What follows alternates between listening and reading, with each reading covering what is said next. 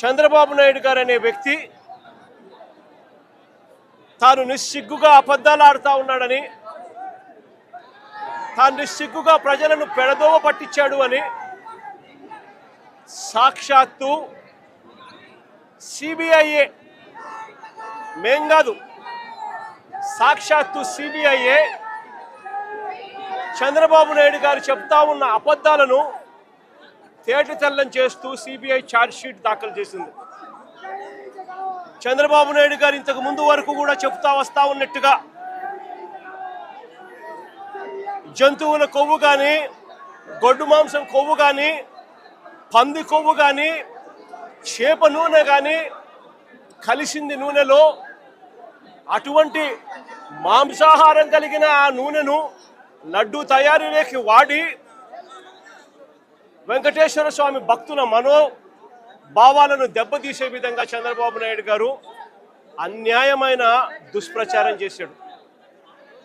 నిజంగా ఎంత అన్యాయమైన దుష్ప్రచారం చేశాడు అని అంటే, చంద్రబాబు నాయుడు గారు ముఖ్యమంత్రి కానంత వరకు కూడా వెంకటేశ్వర స్వామి ప్రసాదాన్ని ఎవరైనా ఇస్తే కళ్ళు మూసుకొని రెండు కళ్ళకు ఇలా ఇలా అద్దుకొని ఇలా తినే పరిస్థితి నుంచి వెంకటేశ్వర స్వామిని అగౌరవపరిచిన వ్యక్తి ఎవరైనా ఉన్నారు అని అంటే అది చంద్రబాబు నాయుడు గారే. వెంకటేశ్వర స్వామి ప్రసాదాన్ని, ఆ ప్రతిష్టను దిగజార్చిన వ్యక్తి ఎవరైనా ఉన్నారు అని అంటే అది చంద్రబాబు నాయుడు గారే. ఒక అబద్ధాన్ని క్రియేట్ చేసి, ఆ అబద్ధానికి రెక్కలు కట్టి, ఆ అబద్ధాన్ని దుష్ప్రచారం చేసి కేవలం రాజకీయాల కోసం దేవుడిని కూడా వాడుకున్న వ్యక్తి ఎవరైనా ఉన్నారు అని అంటే ఈ ప్రపంచంలో అది ఒక చంద్రబాబు నాయుడు గారు మాత్రమే. నిజంగా సిబిఐ ఇలాంటి చంద్రబాబు నాయుడు చేస్తూ ఉన్న ఈ అవాస్తవాలన్నీ, చంద్రబాబు నాయుడు గారు చెప్తా ఉన్న ఈ అబద్ధాలన్నీ కూడా అబద్ధం అని చెప్పి తేల్చింది. సిబిఐ ఫైల్ చేసిన ఛార్జ్షీట్లో ఏకంగా NDDB, national dairy development board research institute సంబంధించిన lab report, NDRI national development research ఇన్స్టిట్యూట్కి సంబంధించిన ల్యాబ్ రిపోర్టు, ఈ రెండు కూడా కేంద్ర ప్రభుత్వ సంస్థలు, రీసెర్చ్ ఇన్స్టిట్యూట్స్. వీళ్ళు చేసిన శాంపుల్స్ అన్నీ కూడా, ల్యాబ్ అనాలిసిస్ అన్నీ కూడా చంద్రబాబు నాయుడు గారు ముఖ్యమంత్రిగా ఉండగా, చంద్రబాబు నాయుడు గారు టీటీడీ ఈఓ, చంద్రబాబు నాయుడు గారి మనిషి టీటీడీ ఈఓగా ఉండగా చంద్రబాబు నాయుడు గారి హయాంలో సేకరించిన ఈ నమూనాలు ఇవి సిబిఐ వాళ్ళ ఆధ్వర్యంలో ఎన్డీడీబీకి, ఎన్డీఆర్ఐకి పంపించి ల్యాబ్ రిపోర్ట్లు అక్కడి నుంచి వచ్చి ఆ ల్యాబ్ రిపోర్ట్లలో నిర్ధారణ అయింది ఎటువంటి జంతువుల కొవ్వు లేదని, ఎటువంటి గొడ్డు మాంసము కొవ్వు లేదని, ఎటువంటి పంది కొవ్వు లేదని, ఎటువంటి చేపల నూనె కూడా కలవలేదు అని చెప్పి సిబిఐ ఏకంగా ధృవీకరించి సర్టిఫై కూడా చేసింది. ఆ ఛార్జ్షీట్లో సిబిఐ అదొకటే చెప్పలా. సిబిఐ ఆ మాట చెబుతూ సిబిఐ ఇంకొకటి కూడా చెప్పింది.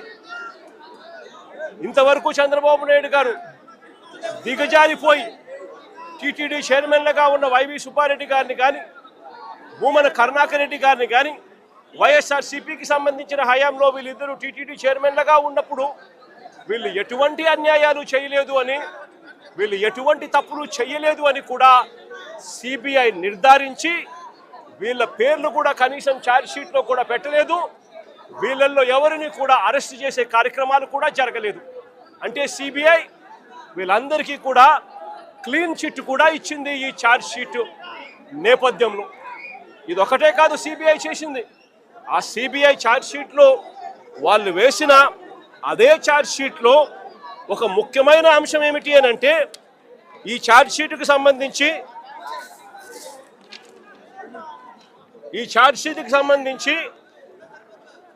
Page number 62లో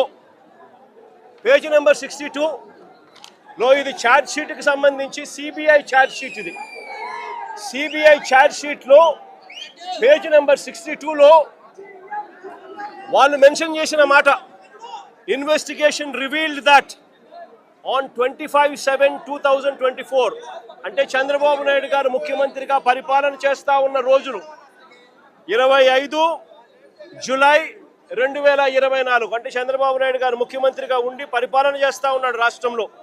investigation revealed that on 25/7/2024 TTD rejected the 4 ghee tankers, i.e. 5th to 8th tankers supplied by MS AR Dairy Food Private Limited A1 based on the NDDB calf lab test report and asked them to lift the said 4 tankers immediately from the TTD marketing godown, and the same was communicated to MSAR Dairy Food Private Limited through a mail. అదే page number 64, అదే charge sheet, CBI వేసిన charge sheet page number 64 దాన్ని కొనసాగిస్తూ instead of directing the rejected 4 tankers of MSAR Dairy Food Private Limited, they directed the 4 drivers to MS Shri Vaishnavi Dairy Specialities Private Limited to conceal 4 rejected tankers.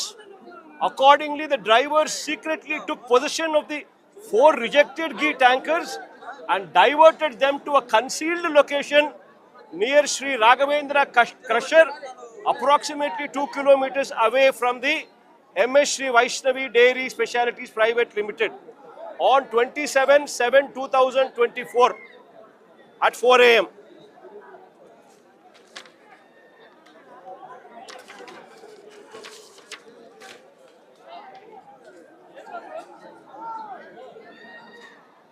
Charge షీట్లో page number 44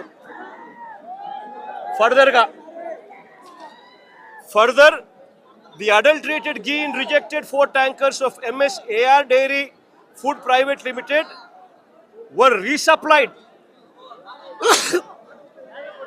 to the TTD in the supply orders of MS Shri Vaishnavi Dairy Specialities Private Limited, and TTD accepted the same. అంటే టీటీడీనే చంద్రబాబు నాయుడు గారు ముఖ్యమంత్రిగా ఉండగా ఇది CBI charge షీట్లో mention చేసింది. చంద్రబాబు నాయుడు గారు ముఖ్యమంత్రిగా ఉండగా 27/7/2024 అంటే చంద్రబాబు నాయుడు ముఖ్యమంత్రిగా ఉండగా జూలైలో టీటీడీ వాళ్ళు 4 ట్యాంకర్లు ఏదైతే ఉన్నాయో ఆ ట్యాంకర్లను రిజెక్ట్ చేసినారు.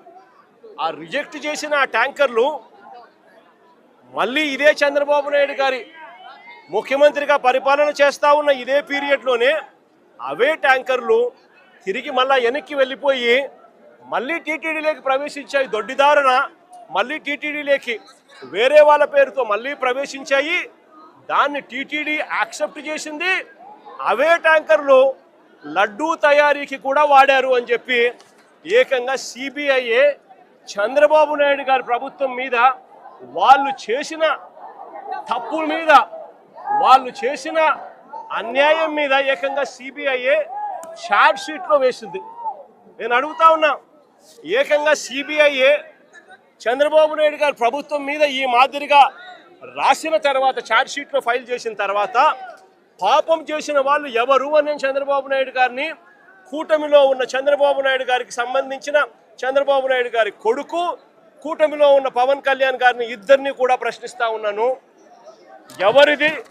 ఎవరు పాపం చేసిన వాళ్ళు అని చెప్పి నేను ఈ సందర్భంగా అందరినీ కూడా ప్రశ్నిస్తా ఉన్నా. ఇదే మాదిరిగా నేను ఇంకొక మాట కూడా చెప్తా ఉన్నా. అసలు ఇదే టీటీడీ గీలో ఎవరు చెప్పారండి దీంట్లో జంతువుల కొవ్వు ఉందని, గొడ్డు మాంసం ఉందని, పంది కొవ్వు ఉందని, చేపల నూనె కలిసిందని ఎవరు చెప్పినారు? సిబిఐ చెప్పిందా? ఎన్డీడీబీ రిపోర్ట్లు చెప్పినాయా? ఎన్డీఆర్ఐ రిపోర్ట్లు చెప్పినాయా? ఏ ల్యాబ్ రిపోర్ట్లు చెప్పినాయండి?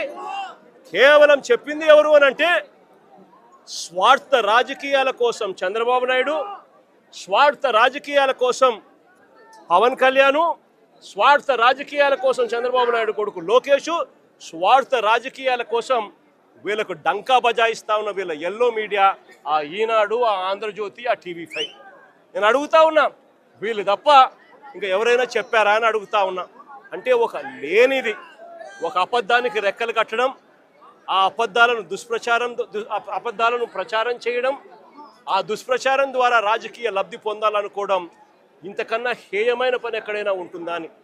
ఇలాంటి సందర్భంలో సిబిఐ ఇచ్చిన ఈ ఛార్జ్ షీట్ నేపథ్యంలో చంద్రబాబు నాయుడు గారు చేయాల్సిన పని ఏమిటి? వెంకటేశ్వర స్వామికి లెంపలేసుకోవడం, ప్రజలకు క్షమాపణ చెప్పడం. అలాంటి పని చంద్రబాబు నాయుడు గారు ఎందుకు చేయడం లేదు అని చెప్పి చంద్రబాబు నాయుడు గారికి మానవత్వం ఉందా చంద్రబాబు నాయుడు గారికి అని చెప్పి చంద్రబాబు నాయుడు గారిని ప్రశ్నిస్తూ మా వాళ్ళు చంద్రబాబు నాయుడు గారికి జ్ఞానోదయం రావాలని గుళ్ళల్లో ప్రార్థనలు చేశారు, గుళ్ళల్లో పూజలు చేశారు. చంద్రబాబు నాయుడు గారికి దేవుడు జ్ఞానోదయం ఇవ్వాలని, చంద్రబాబు నాయుడు గారిలో మార్పు రావాలని, చంద్రబాబు నాయుడు గారు దేవుణ్ణి అమ్మే పరిస్థితిలోకి రాకుండా ఆయనకు బుద్ధి జ్ఞానం ప్రసాదించమని చెప్పి ఆయనకు, ఆయన కొడుకు, ఇంకా ఆయనతో పాటు కూటమిలో ఉన్న పవన్ కళ్యాణ్ గారికి అందరికీ కూడా చిప్పు రిపేర్ చేయమని చెప్పి అందరూ కూడా గుళ్ళల్లోకి వెళ్ళి పూజలు కూడా చేశారు. నేను అడుగుతా ఉన్న తప్పేముంది అని. ఒక అబద్ధాన్ని దుష్ప్రచారం చేస్తూ చంద్రబాబు నాయుడు గారు ఏ స్థాయిలోకి బరితెగించారు అని అంటే సిబిఐ ఛార్జ్ షీట్ ఫైల్ చేసింది. ఎక్కడా కూడా సిబిఐ చేసింది తప్పు చంద్రబాబు నాయుడు అని చెప్పి అంతో ఇంతో చెప్తా ఉంది. కానీ ఎక్కడా కూడా వైఎస్ఆర్సీపీకి సంబంధించిన భూమన కరుణాకర్ రెడ్డి గారిని కానీ, వైవి సుబ్బారెడ్డి గారిని కానీ ఎవరిని కూడా తప్పుగా చేశారు అని చెప్పి ఎక్కడా చెప్పడం లేదు. వాళ్ళకి క్లీన్ చిట్ ఇచ్చింది.